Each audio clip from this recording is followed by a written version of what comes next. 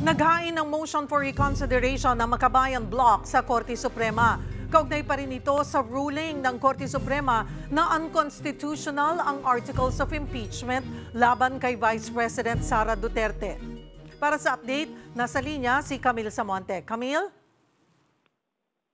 Cheryl, nagtungo mismo sa Korte Suprema sina Incumbent ACT Teachers Party List Representative Antonio Tino at Kabataan Party List Representative Renico, kasama si Makabayan President Liza Maza at bagong alyansa Makabayan Chairperson Teodoro Casino. Yan ay para maghain ng consolidated motion for reconsideration at intervention para nga ito sa iapela yung desisyon ng Korte Suprema na nagbasura sa impeachment complaint laban kay Vice President Sara Duterte.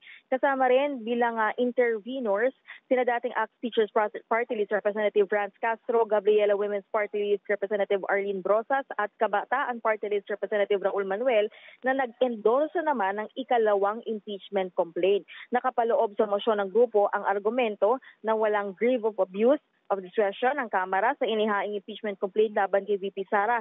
Hindi rin daw nalabag ang one-year ban rule at ginampanan lang ng Kamara ang constitutional authority nito nang iinendorso at dalhin sa Senado ang articles of impeachment.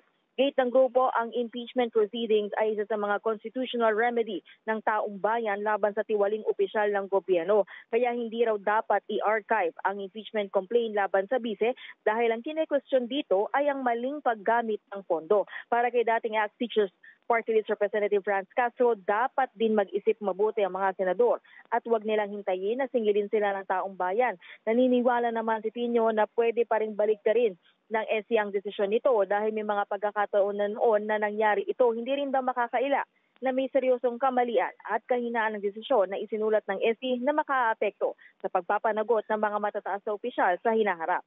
Cheryl, sa ngayon, inaantabayanan pa ang magiging sagot ng SC sa mosyon na yan, gayon din sa mga nauna ng mosyon ng Kamara at iba pang grupo kaugnay sa impeachment ni VP Sara. Cheryl? Maraming salamat, Camille Samonte.